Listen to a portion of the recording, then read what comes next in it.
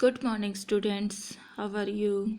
Students, in last class we have discussed about monohybrid cross, and in this video I am going to start Mendel's law of inheritance and dihybrid cross. Students, Mendel is known as the father of genetics, and based on his hybridization experiment, Mendel proposed the law of inheritance. Mendel ने कुछ law of inheritance दिए थे, ठीक है, और उसी basis पर इनको फादर ऑफ जेनेटिक्स कहा गया था। लेकिन इनको फादर ऑफ जेनेटिक्स इनकी डेथ के बाद कहा गया था। इन्होंने जैसे 1866 में पी प्लांट के ऊपर वर्कआउट किया, ठीक है, और एक पेपर पब्लिश किया। लेकिन तब किसी ने इस तरह से यकीन नहीं किया कि हाँ कैरेक्टर इस तरह से ट्रांसफ़र भी होते हैं, ठीक है, उनको पजल कर दिया गया। लेकिन उनके डेथ के बाद 1884 में उनकी डेथ हो गई थी। उसके बाद जब 20th सेंचुरी स्टार्ट हुई 1901 में, तब इनके वर्क पर डिस्कवरी हुई इंडिपेंडेंटली, और वो एक दूसरे को नहीं जानते थे। जैसे वेरिस ऑफ हॉलैंड, ये Hugo de Vries of Holland, Carl Correns of Germany, Erich von Tschermak of Australia in 1901 में, इन तीनों ने सेपरेटली काम किया।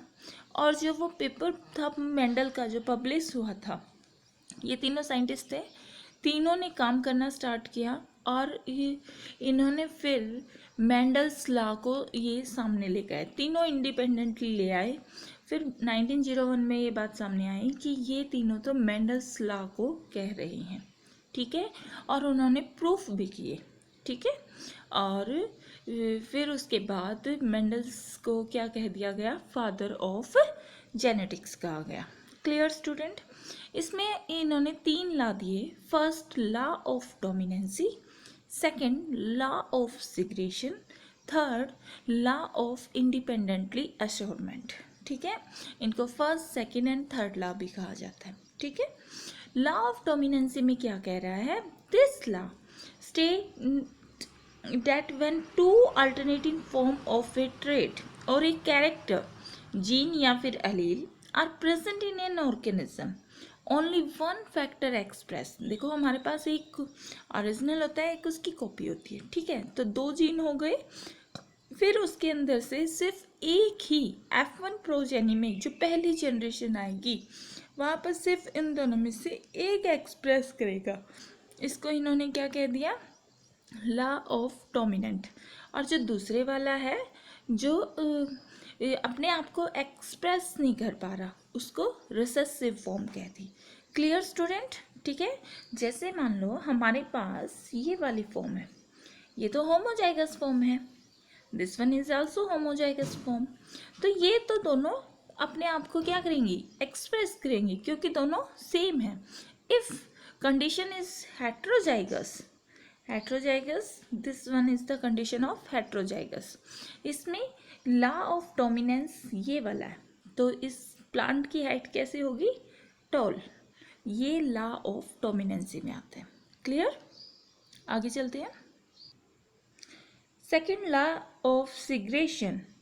This law states that the factor or allele of a pair segregated from each other during gamete formation such that a gamete receive only one of the 2 factor, they do not show any blending। मतलब blending होते हैं, mix up नहीं होता, ठीक है, और ऐसा easily हो जाता है। जैसे मान लो ये हमने पेरेंट कैरेक्टर्स लिए, ये वाला और ये वाला, तो गैमेट सेपरेट हुए, ये वाला भी सेपरेट हो गया, ये वाला भी सेपरेट हो गया, ये भी सेपरेट, ये भी सेपरेट। इन दोनों में से आगे जब क्रॉस करनी है, हाइब्रिड क्रॉस करनी है, तो आपको ध्यान हो मैंने मोनो हाइब्रिड क्रॉस में क्या बताया था, सिर्फ ये वाला एक सामने आया, इन दोनों में से ये वाला सामने आया, इनकी आपस में क्रॉस हुई, रिजल्ट हमारा क्या बना, ये वाला बना, ठीक है। तो ये मतलब 2 कैरेक्टर्स हैं आपके सामने, पेयर की फॉर्म में है, उनका सेपरेट होना। जैसे ये वाला कैरेक्टर है, ये कैरेक्टर है ये सेपरेट होकर हमारे पास दो अलग अलग इस तरह से गैमेट फॉर्मेशन कर देगा। ठीक है, ओके।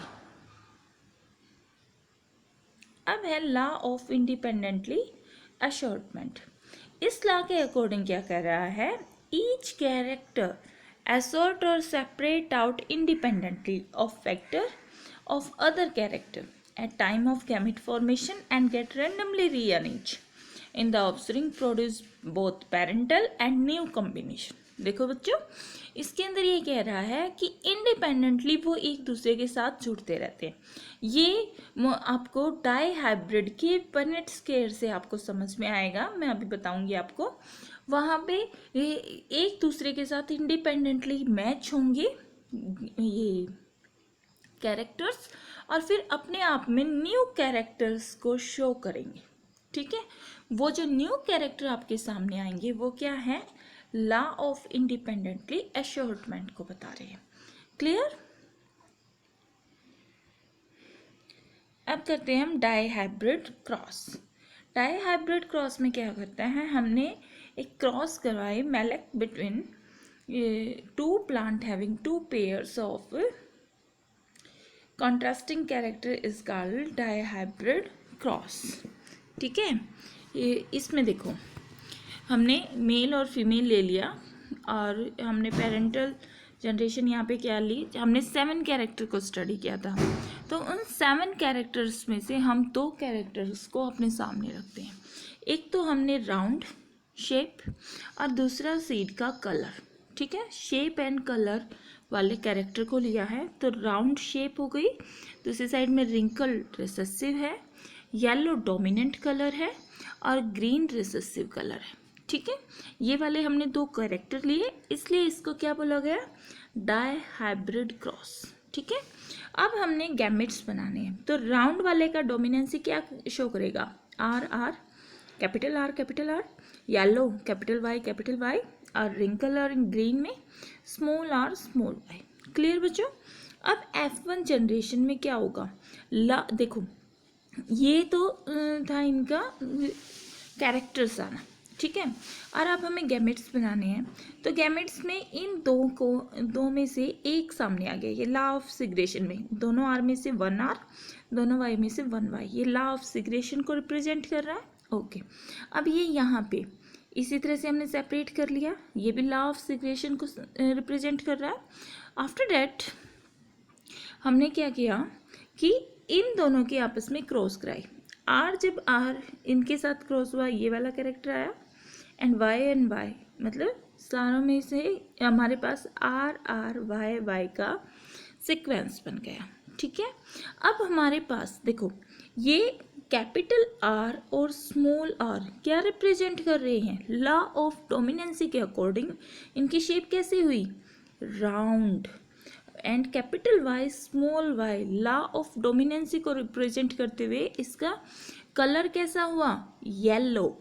ये सेकंड जो हमारा फर्स्ट लॉ था उसको रिप्रेजेंट कर रहा है, लॉ ऑफ डोमिनेंसी। ठीक है, राउंड येलो हमारे पास प्रोजेनी आ गई, ये F1 प्रोजेनी थी। ठीक है, अब ये देखो हमें F1 से अब F2 क्रॉस में आना है, तो हमने सेल्फिंग F1 करा दी। ठीक है, क्रॉस करा दी दोनों के बीच में। जब हम इन दोनों की आपस में क्रॉस करवाएंगे आर वाई की सेम क्रॉस कराएंगे आर वाई के साथ, तो हमें गैमेट फॉर्मेशन मिलेगी। और गैमेट्स में हमारे पास कितने कैरेक्टर आ जाएंगे, ये इस तरह से 4 कैरेक्टर और 8 हमारे पास ये रिप्रेजेंटेशन फॉर्म होंगी। ठीक है, तो ये देखो इस तरह से हमारे पास आर वाई रिप्रेजेंट कर रहा है round yellow, R small Y कर रहा है राउंड ग्रीन, फिर wrinkle yellow and then wrinkle green. ये वाले कैरेक्टर हमारे सामने आए और देखो हमने इन दोनों की क्रॉस कराई है आर वाई की। ठीक है, क्रॉस है ये आर को आप वाई के साथ मैच करोगे इस कैपिटल वाई के पास तो आपको ये फर्स्ट वाला मिल जाएगा, ठीक है। देन इस कैपिटल आर को आप इस स्मॉल वाई के साथ जब मैच करोगे तो कैपिटल आर स्मॉल वाई मिलेगा आपको, ठीक है। फिर आपके पास दूसरा और बच गया, ठीक है, ये स्मॉल आर। अब बारी किसकी है, स्मॉल आर को कैपिटल वाई के साथ मैच करना है, तो आपको क्या मिला, small R and capital Y, और लास्ट में स्मॉल आर की स्मॉल वाई के साथ जब मैच कराओगे तो स्मॉल आर और स्मॉल वाई मिलेगा, ठीक है। इसी तरह से जो ये तो अभी हमने फर्स्ट ये और लास्ट ये इनकी मैचिंग कराई है। अब ये वाला आर और ये कैपिटल वाई स्मॉल वाई बच गया, इनके साथ करोगे मैचिंग तो ये वाले कैरेक्टर जो बच गए तो आपके पास पूरे 8 मिल जाएंगे इस तरह से, ठीक है। 4 इधर से 4 इधर से आ गई, क्लियर। अब हमने क्या कर दिया, हमारे पास 4 कैरेक्टर आए कहाँ से, ये मेल से, तो हमने यहाँ मेल के सामने लिख लिए इस तरह से, ये लिख लिए, और 4 आए फीमेल से तो हमने ये इधर लिख लिए, ठीक है। अब ये हमने पन्नेट स्क्वायर बनाया और पन्नेट स्क्वायर में हमने क्या किया, इनकी क्रॉस करते गए और ये एक बॉक्स में लिख दिया। देखो कैपिटल आर वाई की कराएंगे तो ये वाला कैरेक्टर मिला, फिर आर वाई तो देखो दोनों कैपिटल आर पहले लिख देंगे ये वाला कैरेक्टर, और फिर कैपिटल वाई स्मॉल वाई, ठीक है। एक सीक्वेंसिंग फॉर्म में हम इनको लिखते जाएंगे, हो गया। जब हम इस बॉक्स को करेंगे तो ये कंप्लीट कर लोगे बच्चों इसी तरह से, जैसे मैं लास्ट वाला करके दिखाती हूँ, स्मॉल आर वाई और ये स्मॉल आर वाई, जब इन दोनों की क्रॉस कराओगे तो यहाँ लिखोगे इसको लास्ट वाले बॉक्स में, तो यहाँ पे क्या आया, small R small Y, clear. इस तरह से आप एक बॉक्स बना लोगे, ठीक है। अब देखते हैं हम इनकी फिनोटिपिक रेशो। फिनोटिपिक रेशो में क्या होता है बच्चों, फिजिकल अपीयरेंस। तो हमारे पास 4 तरह के कैरेक्टर थे, ये वाला सीक्वेंस हमने ये इसको एज इट लिख लिया, round yellow, round green, wrinkle yellow, wrinkle green, हो गए फिनोटाइप। अब ये बने कितने, ओके। सबसे पहले हम रिंकल ग्रीन को देखते हैं, ये रिंकल ग्रीन है, ये देखो रिंकल ग्रीन का सिर्फ आपके पास एक है, क्लियर। अब है रिंकल येलो, 3 है। देखो रिंकल में क्या कंडीशन होनी चाहिए, स्मॉल आर दोनों रिसेसिव कंडीशन में होनी चाहिए, तभी ये एक्सप्रेस करेंगे रिंकल वाले। तो ये है small R, this one small R, तीनों आपको मिल गए।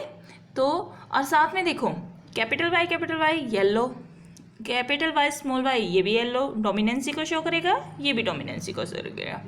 तो ये वाला बॉक्स यहाँ तक कंप्लीट हो गया, ये 3 यहाँ पे ये आ गए आपके पास रिंकल येलो, ओके। अब हमें ढूंढना है राउंड ग्रीन कंडीशन। देखो राउंड के लिए आपको चाहिए या तो आर दोनों कैपिटल हो या आर और स्मॉल आर, ये वाली कंडीशन। ये तो बहुत सारे हैं, सभी में यही दिख रहा है, दोनों में राउंड है, बट कंडीशन क्या है, हमें ग्रीन चाहिए। ग्रीन के लिए आपको दोनों स्मॉल वाई चाहिए, ठीक है, तभी आपकी राउंड ग्रीन कंडीशन कंप्लीट होगी, ओके।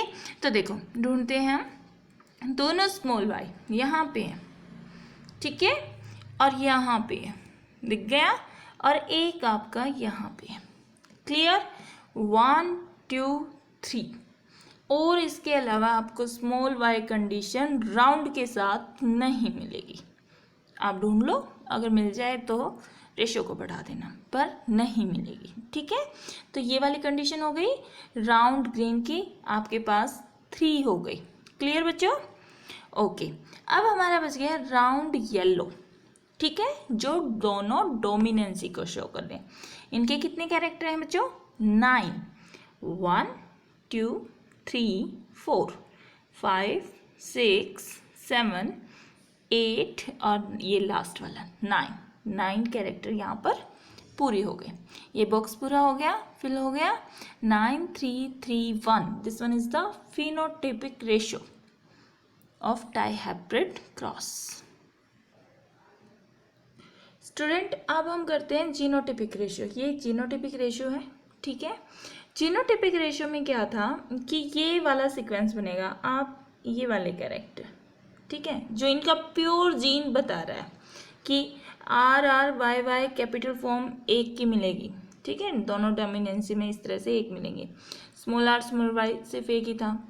ये वाले कम्बिनेशन आपके पास दो हैं, फिर ये वाले एक हैं, ये दो हैं। तो आप इसको याद कैसे करोगे? देखो इसका मैं याद करने का तरीका बताती हूँ।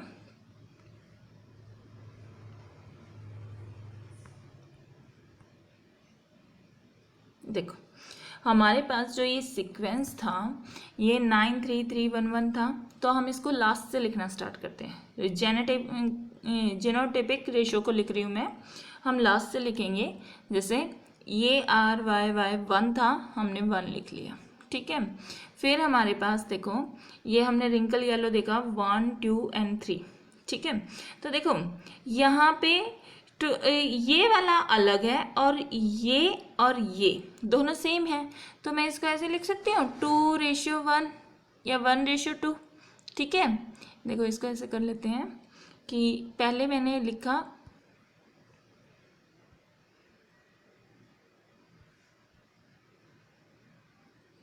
देखो पहले ये 1, ये इस लास्ट वाले को रिप्रेजेंट कर रहा है 1, फिर ये दो एक जैसे हमने ये 2 कर लिया और ये 1, इस 3 का हमने 1:2 में बना दिया, ठीक है।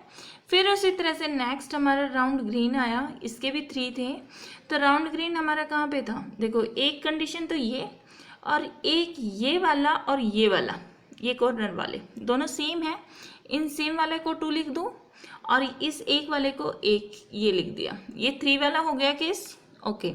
अब हमारे पास ये 9 वाला बॉक्स बनेगा 1 2 2 4 का, ठीक है। तो 1 ये वाला देखो ये सिंगल है और कहीं पे ऐसा कॉम्बिनेशन नहीं है, तो ये 1 लिख दिया, ठीक है। अब 2 की बात कर रहे हैं, ये वाला बॉक्स और ये वाला बॉक्स दोनों सेम है, 2 हो गया। फिर इसके बाद ये लास्ट वाला RRYY और ये वाला, ठीक है, दोनों बॉक्स सेम है, 2 बन गया।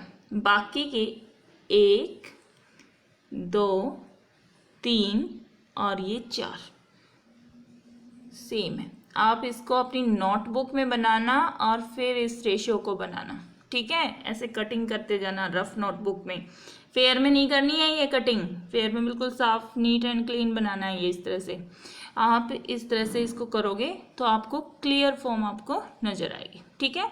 अब हम जीनोटाइपिक रेशियो को करेंगे, तो सिंपल है, याद नहीं रखनी है, कैसे बनाओगे वो बताती हूँ मैं। देखो हमारे पास फिनोटाइपिक रेशियो थे 9 3 3 1, ठीक है, और ये है हमारी जीनोटाइपिक रेशियो,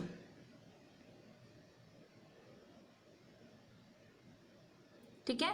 तो 1 को हमने एज इट 1 लिख लिया, 3 को 1:2 में लिख दो, फिर इस 3 को 1:2 में लिख दो, और 9 को सेपरेट करना है तो 5:4 हो सकता है, लेकिन 5:4 कहीं नहीं है, तो हमने इसको कर दिया 5 को 1:2:4 में। ये अब सीक्वेंस आपको याद हो जाएगा, ठीक है।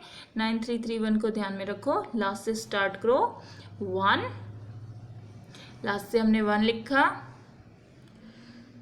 लास्ट से क्या लिखा 1, 3 वाले को किस में लिख दिया 1:2, फिर 3 था 1:2 लिखा, और फिर स्टार्टिंग से लिख दो 1 2 2 4, ठीक है।